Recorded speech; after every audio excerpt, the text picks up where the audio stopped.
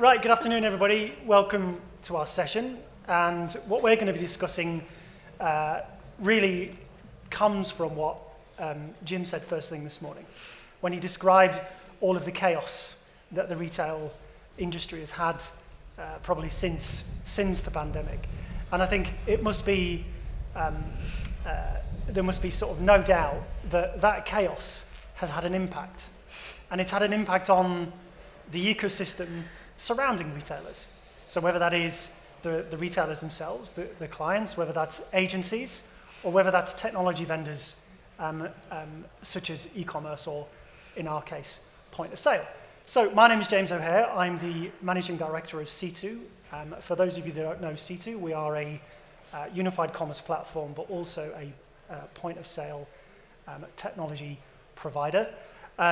This shot of mine, it makes me look slightly tanned, and my wife said, she said, it almost makes you look professional. So do check me out on LinkedIn, but I'm here with Zoe from Limesharp and Seth from Commerce Slayer. Zoe, do you want to give us an intro? Yeah, Limesharp's an e-com agency. We predominantly specialise in Shopify, Centra.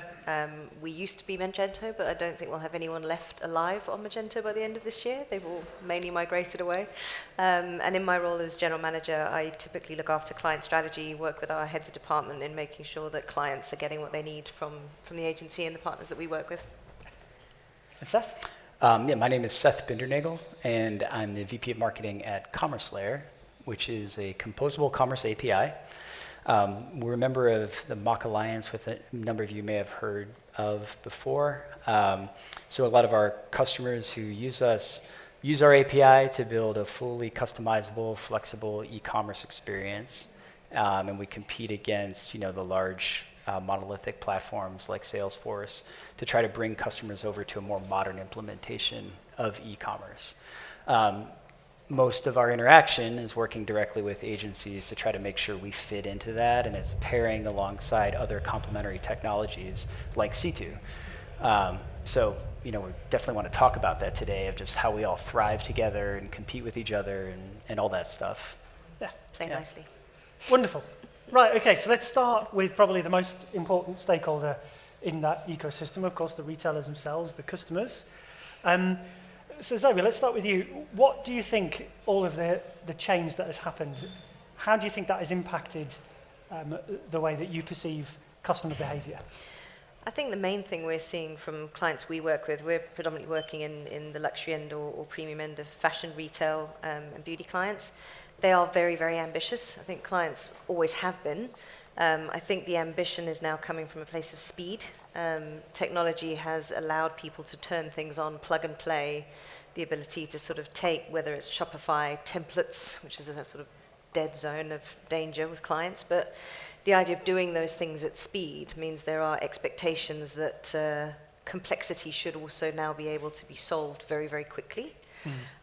Which has meant agencies have this constant battle of, yes, elements have become a lot faster to deliver, but that hasn't removed complexity. There is still complexity with migrations, with different integrations. Removing something, replacing it with something else doesn't necessarily just mean you can have it tomorrow. And so I think there's a lot more challenge happening on agency side of trying to, yes, tech enablement allows things to be happening a lot faster. It's still going to take time to turn projects like that around. And battling with clients now wanting it yesterday is difficult to respond to quite often. So I think that's where a lot of the flex happens in the system of trying to get quality and speed now is quite a challenging area to be in. I don't know if you've seen something similar when your guys are trying to scale at speed. Yeah, I mean, to put an even more candid statement about it, sometimes clients can be borderline delusional at Very how true. much they expect. I was trying to be nicer. Yeah, but why? Let's just call it like it is. They want it faster, they want it cheaper, and they want it to do something it can't do. In our case, of course, we can do everything. Mm-hmm. We always can, and we always say we can. But then it becomes a race to the bottom. Yeah, it's like, how do we avoid this race to the very bottom where it's like, I'll do everything you want for rock bottom prices because, of course, I'm just trying to run a business here, and I want to be around for the next few years. Yeah. But we all compete for that business, and we kind of have to play that game. Something interesting in the previous panel was said that clients want to be challenged. And I often wonder how true that actually says. We hear clients say that a lot to us in pitches, and I want you to challenge me, tell me when, I'm wrong, or tell me when there's something and you kind of go into the meeting and they want A and B and they want it by April. And you go, well, you can have A, that's definitely doable. B might have to be done as a fast follow, or it might have to be coming after. And it's like, no, well, I've promised my board that I can have A and B by April. I'm like, it would have been great if you'd asked me before you promised. Because now yes, you want us to agree with you, but then you kind of don't at the same time. So that becomes a interesting conversation. Yeah, because we're going to be debating here, and I hope to get some audience participation at some point during the session, is the change over time. Now, I've got a bit of a different perspective, because prior to joining Sitoo in January, I was on the periphery of retail tech. So the industry I was in before was around mobile messaging, which was on the periphery of CRM tech, the ability to send retailers to send messages to consumers. It might be reminders or order updates. And so, but what I've seen in my first 9 months of speaking to retailers who are looking to refresh their in-store technology is every single one, and we're talking over, well over a dozen conversations, a dozen different retailers, every single one is not just doing point of sale only. It's also doing something else at the same time. And that might be their e-com platform. It might be the ERP project. It could be an OMS project, all at the same time. So that definitely speaks to what you're saying there, is that the ambition is definitely on the up from maybe what it was previously. Yeah, I mean, we're in the midst at the moment of we did a lift and shift, sort of a quick and dirty migration for a brand onto Shopify. Now we're going into a proper full front-end redesign with still a pretty punchy deadline that clients put on the table, which has its own challenges. Lots of conversations, and then it comes out of actually they want some functional changes, which requires back-end integration changes.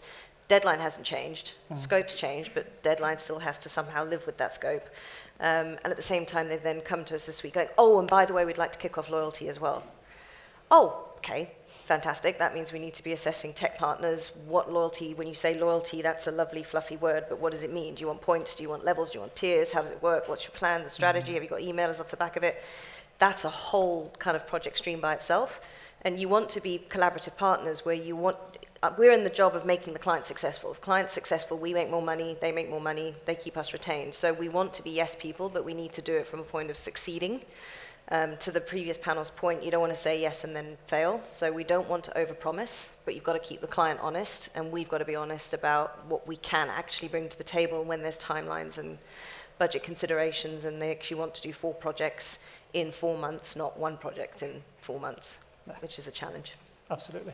And at the risk of drinking the Kool-Aid, I think one thing that Patchworks and integration does allow for is more ambitious projects. So we worked with a US retailer, and they were doing an ERP plus a POS rollout over 200 stores in America, and we rolled it out within 4 months. So even though we're saying be careful what you wish for and don't bite off too much that you can chew, but at the same time, I think with advent of integration and also this type of technology, it does allow for more ambitious projects at the same time. Well, and finding the right partner, right? We were talking about this earlier, is that when you've got drivers of speed or budget or feature richness or whatever the success marker is for the client, and there might be different clients with different points of success. Some might be they want it best in class, they're willing to wait for best in class, they're willing to kind of pay for it. Another client might be, I need it fast, and another client might be, just give it to me at the lowest price point you can. And that's when, as an agency, looking for the right partners to bring into those relationships can be critical. Yeah. Because if we know it's speed, that might shrink our partner field, where we'd love to work with these guys, but they're bigger and they're slightly more cumbersome to get moving, whereas we've worked with a Patchworks or whatever that can do things at pace. So how that refines an agency bringing a partner into a client relationship and going, hey, you've told us what you need. We think these 2 guys or 3 guys can answer to that challenge. The partner selection then becomes, a sort of a hinge point for the agency relationship, I think. Let's move on. Let's move on to partnerships. Seth, you and I have been around the block. That's much is certain. Right. How do you think partnerships have been, the partner ecosystem has been impacted over the last few years? Yeah, I think the abundance of technology solutions has made partnership complicated, because we're talking about this paradox of choice. When people are offered tons and tons of selections, it's really hard to make a decision. In today's marketplace, I mean, there's so many competing e-commerce platforms, all of which do a really terrific job. So like, how would our solution be great for a partnership compared to another e-commerce solution? It goes back to what Zoe was just saying. Like, there are constraints inside the client request that makes it very important for the agency to deliver something. That can impact a partnership conversation that we're having, because we're building momentum to become like a first integration with an agency partner. We have this great potential prospective client, but the client wants to move so quickly, and there goes our chance. And so like, partnerships with agencies from a technology vendor perspective is incredibly difficult, because you always have to convince new agencies who could be doing terrific business with you that you're the latest and greatest technology that they should invest in. And then partnerships like horizontally with other tech partners can become super friendly. There are incredibly complementary products in our space that we need to have present to build out a digital experience. And then there are others that we play nicely with, but we could also sort of rub up against differently. So I would say, like, in the past 5 years, the number of partnership opportunities has exploded, and it's made the decision set vast and complicated for the end customer. And they have to rely heavily on an agency relationship to make that decision. My one pitch to like any agencies in the room would be, most likely a technology vendor like us is chomping at the bit to make an integration happen. And so you should evaluate the partnership opportunity, because if you feel like a pressure on delivery because you haven't implemented that technology before, I would say like 9 out of 10 times there's like an engineering team built on solutions engineering waiting to help you make that integration happen and prove success on that first time. And it might be the only time you get the experts who built the tool building something with you, so it can oftentimes be the best integration you do. But I would say, like, because there's not a lot of faith in that, there's just a lot of like partnership opportunities, and people just go with what they know. And it's hard to break into that. So it's vast, it's complicated. I think it's really challenging. I think that's a great point that we've seen, and we've used some of our partnerships that we formed, particularly at the early stage, to help upskill our dev team. To exactly that, we might be looking at a partnership where we can see the value to our clients, but we're a little bit nervous because we might not have done an integration like that before, or we might not have done it at that scale before. And the best partnerships we have today are the ones where the dev team from the partner said, well, we'll work with your guys on the first project. Like, we'll sit and you code and we'll learn, or we'll give you the documentation and walk you through it, or we'll do some training workshops. And that's really kind of helped solidify a lot of the partner relationships that we have today. Yeah, and what I've noticed, if we switch our attention to partners or the ecosystem from a competitive situation, I've noticed coming in that there seems to be sort of a lot of forums that peers in their class would actually rub together. Like the Mac Alliance, for example. Yep. Did you think then, we used the term earlier this week, frenemies? Do you think that exists today, Seth? Yeah, I mean, I'm sure people are familiar with the Mac Alliance, and if you're not, you can look it up. It's for this initial was collection of technology vendors who wanted to take on the monoliths, like we were in Braveheart or something. Let's go get the monoliths. We're going to take them down. It's a noble pursuit, honestly, because we're trying to build like cutting edge technology, but there's a little bit of religion there in the Mac Alliance, and the Mac Alliance has also tried to expand its impact and is inviting more and more people to participate, to the point where now they're really trying to figure out who are the best partners to be involved. We are one of the members of the Mac Alliance. Inside the Mac Alliance includes Commerce Tools, which is probably our most direct competitor, BigCommerce, other commerce players. Like, we are not friends with these people as a competitor. Like, there's no world we will ever do a deal with Commerce Tools. Never. It will never happen. But we like them. They're nice people. We hang out. Like, I'll have a beer with a Commerce Tools person, and lo and behold, that person will leave that company, and 6 months later will be working at a complementary product. And then it's like, oh, now we really are good friends. So you can never really bash anybody, and you can never really talk trash about anybody, but like, there's never a world where we'll do business with BigCommerce, and they're a sponsor of this conference. I know the head of marketing at BigCommerce is here. We're in a collective together. We have breakfast like once a month. She's a perfectly lovely person. We all like each other. It's this weird world of frenemies, but it makes the world better, I think, because we all kind of challenge each other and learn from each other, and we're all sort of open. You know what I mean? Like, yeah, it's good. Because I think if I look at it again from the point of sales space, interestingly, we've got a bit of a different dynamic, because in the point of sales space, you've got two distinct parts of the market. You've got the sort of the legacy, the traditional players that have been doing POS for a number of years, and then you've got sort of the new kids on the block, and I would put Sitoo in alongside that. Now, when our direct competes in that modern-based technology, Mac-based sort of principles, if they do well, yes, we would have preferred to win that business, but that's still sort of like a goal for the modern players. And so we're not as annoyed as if the existing monoliths, sort of keep the market share that they've had for the past however many decades. Well, I think the market's grown so much as well, is that yes, people eat each other's lunch still, but not as much. Like there's enough lunch to go around, so you don't have to get into quite as much of a scrap as you might have done over trying to win that one piece of work, because there's probably 3 or 4 projects that would be good fits that are out there in the marketplace where you might lose one, but you'll win the next one. And so fighting over lunch is not necessarily as sort of violent as it was several years ago, because that market of choice has improved both for agencies, for the choice of partners out there on the marketplace. There's enough for us to all play in the same space. Yeah. And it is a pretty small and slightly incestuous community. People have worked for different partners. They've left one and joined another, or the client's now gone agency side or vice versa.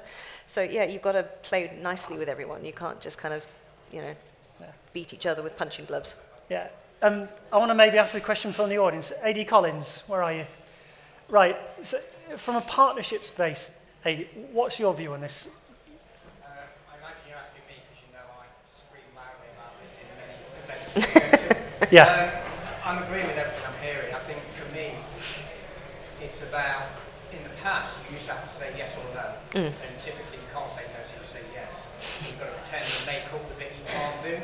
Whereas now, I think, as a community, are more alive than ever to go and have these ecom collab meetups and understand each other's businesses better than we ever did. So it's not there's 5 ecom agencies and there's 2 integration agencies. You need to now know the next step.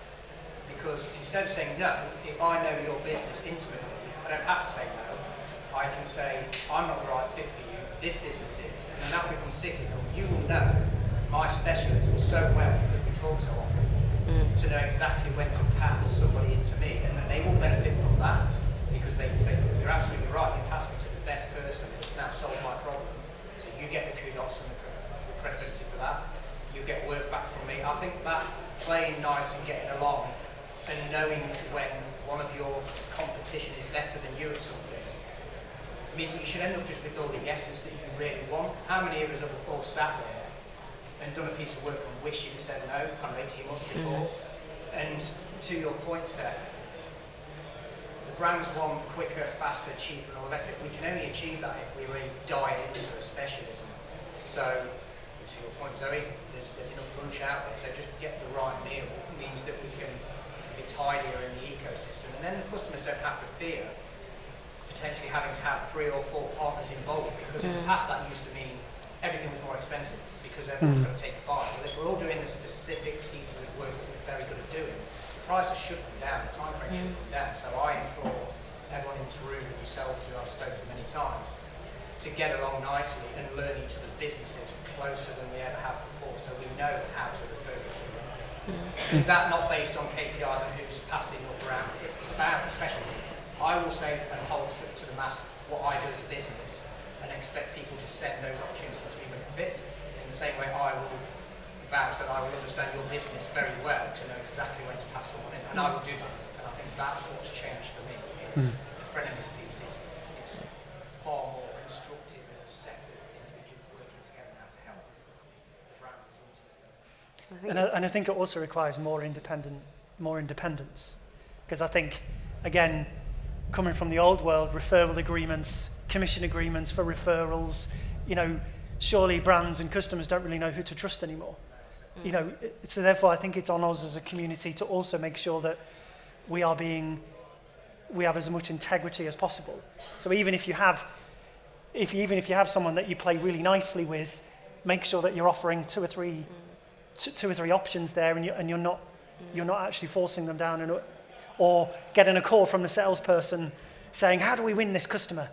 You know, well, you're getting the other two phone calls as well. We were talking about just now. That's literally been happening to me this whole week with trying to recommend a front-end CMS to a client, and we threw like 2 of our partners in, and I'm now battling both of them off going, hang on, client's got to make their mind up. But I think it's where agencies can be sort of try and be more bravely agnostic with things. I think everyone knows everyone's got favorites. Devs love working with this partner, might not have had as much experience working with that partner, so they're naturally going to be more biased towards the one they're familiar with. We specifically always try and take, when a client comes to us like saying they want to kick off loyalty next year and they have no idea where to start, we've got loyalty partners we've worked with, we've done 2 or 3 projects with. Doesn't mean they're the only guys in the market, and if we're going to be honest, to kind of our proposition to our clients is that we will try and be agnostic when we can. And so we'll bring the guys into the room that we've got a relationship with. We'll always try and bring in someone we've never worked with when we go and sort of look at, you know, tech conversations with clients, because we'll try and keep, aware of what's going on in the marketplace and go, look, we know these guys, we trust them, we've worked with them, they're really good at what they do. We know you want to compare them against someone, you don't just want to take our word for it. So these are the guys we've gone and vetted. We think that we've never worked with them before, we don't know much about them, they look like they do a really good job. We'll bring them into the room, allow you to then have the power to kind of make your own judgment calls and decisions. And if you decide to go with that partner, hopefully we're doing our job as an agency, forming good partnerships to go, okay, then we've got a new partnership relationship that we can build off the deal. Client trusts us as being an honest, fair player to them in terms of who we're bringing into the room. And it stops us from falling into a really bad habit as an agency, which tends to happen is I'll always go with my favorites. I'll go with the guys I know. I'll go with the safety of familiarity, rather than trying to bring other partners in and kind of stretch our own capabilities a bit. Really good. Any questions before we... Yes, Jamie. How transparent are you as an agency about your referral partners? I'm always super interested. A brand says, you've suggested these 3 tech partners. Who of these is going to pay you? Bluntly. Yeah, no, bluntly. So we've often had instances recently where we will always tell them if they're a partner of ours. So we brought, client came to us with this front-end CMS saying, they thought they want to go to these 3. 2 of them we knew, one we'd never heard of before. We said, we'll go look at those ones. The guys that we work with, these are our existing partner relationships. We know them, we like them. Based on what you're telling, I think it'd be worth checking these guys out alongside that set that you're looking at. Bear in mind, those are both existing partner relationships that we benefit from. And in one instance, we have a very solid relationship where a client, where we know there's a 30 grand ticket that comes to us if they decide to choose that one partner. We offset 50% of that into their project, so we pass back on to the client part of it as a discount, and we reflect that on the scope of work. So there is a very transparent sort of quid pro quo, I can never say that, don't know why I choose that word, of saying to them, like, there is an actual benefit to us. We're not going to take 100% of the benefit, though. We'll put it onto some of your project. Now, that's a client where we have an existing signed retainer contract. So there is a sort of, we know there's long-term value in there. The profitability is maybe going to be eroded slightly on this project by passing that discount in, but we're going to recoup it back because we know we've got a 2-year relationship with them. So, we kind of play the math that way from our point of view as a business, but we are pretty transparent in how we tell clients that. Yeah. Any other questions? No? Okay, right. So before we wrap up then, I was going to think about the future. We talked about how the last intervening years have maybe had an impact on the whole of the ecosystem. What do you think's next? What do you think is the other big, or the future might hold? Who knows? Agency-wide, I think there's going to continue to be a shift where, depending on the agency game that you're in, we're an e-com agency that does both front-end design and big design projects, and we do the back-end fulfillment as well. I can see us shifting far more into the consultative phase of work and monetizing that a lot more than just doing the back-end dev type of work, which is slightly more functional, not eroding anything from devs. I'm not a developer, so developers, please don't come for me. But I think playing that partnership role of knowing who to bring into the room, helping clients assess. To Seth's point, the choice out there means clients often suffer from choice fatigue, or they'll rather not make a decision than have to make a decision. So they'll go out and they'll put a pitch out there. The pitch will drag on for 3, 4, 5 months, and at the end of it, no one knows who won because they've now decided to shelve it and move on to other priorities because they just didn't know how to make decisions. So I can see agencies starting to play the role of really needing to be the people that assess the partners, look at who the partners should be, know who to bring in the room, know which smart people to get around the table at the right time for clients. So I think there will be a shift where if agencies aren't able to answer that need for really sort of strong tech consultancy, you can be a brilliant design team, you can be an amazing dev team, but if you can't get into the conversation at that point, agencies are going to struggle. And I think it's where partners and agencies can kind of continue to help clients navigate the ecosystem, as if they continue to play nicely, not scrap over lunch, the agency partnership ecosystem will start coming in where the client is the entry point for both parties. What about you, Seth? Well, first I wanted to congratulate you for not using the words AI when talking about the future. And we talked about it before. It's the first time I've ever seen that in the past year. And I'm committing right now, I'm not going to say it for my answer. From a technological standpoint, my prediction, and it's not formed based on my own opinion, I think it's stuff we talk about at our company. We believe that the way that people sell online or connected is going to move away from websites and digital transformation projects. And we believe that because of the rise of where the younger generation that's getting more disposable income is interacting online. And if you just look at the numbers of where people are buying products for a younger generation, like live selling, engaging with TikTok. If you look at the amount of e-commerce in China alone that took place with live selling, it's staggering. This has nothing to do with a website. And so I think in 5 years' time, the importance of these massive digital transformation projects will be reduced. And I think there will be a rising impact on finding other channels to sell products, and there needs to be a connected digital experience for brands to reach all those other channels. And then we're going to go 20 years into the past and talk about omni-channel again. And it's like, how do I sell on TikTok in store through a POS that's actually connected to my OMS, through my digital experience, through RCS, not SMS? How do we get all this connected to the point where I can actually tell where my orders are coming from? Because I have no idea anymore. I mean, that's already happening, but I think we will get to a point where this idea that the website is the place where you should be investing all your money to make this amazing experience is going to pass people by, and they'll be like, well, all these 25-year-olds are buying all their stuff on TikTok. Why do we have a website? What technology can we use to get into TikTok at scale worldwide? And then agencies correspondingly are going to have to change their talents and their abilities to be able to sell into these new experiences. So I'm fascinated by it because honestly, I might be wrong. 5 years from now, I want to be back up here, put this video on stage. You were wrong, Seth. Not what I said. We're all doing websites. But I do believe it's changing. I don't know if anyone wants to talk to me afterward. I'm deeply fascinated about this because we're developing products right now that are we're an API. So developers are the only people who could use us. We're developing products right now that we want end users who don't even talk to developers to be able to experience Commerce Layer so they can push products into these new channels and start to unify their commerce. I'd love to talk to anybody about that. I think that's where the concept of headless first started, right? Is that people started going, websites are heavy and clunky, let's talk headless. Now it's talking composable. Right. And I think it's the next evolution of composable commerce. Is commerce does not have to be a destination website. Commerce is that plugging together all of those points you just said. We were talking about this word conversational commerce. That's pretty interesting to me. We're just having a conversation over WhatsApp, me and a retailer. And then I purchased something in that WhatsApp thread because it was a great conversation. Turns out that was a artificially intelligent chatbot. You shouldn't have bought it.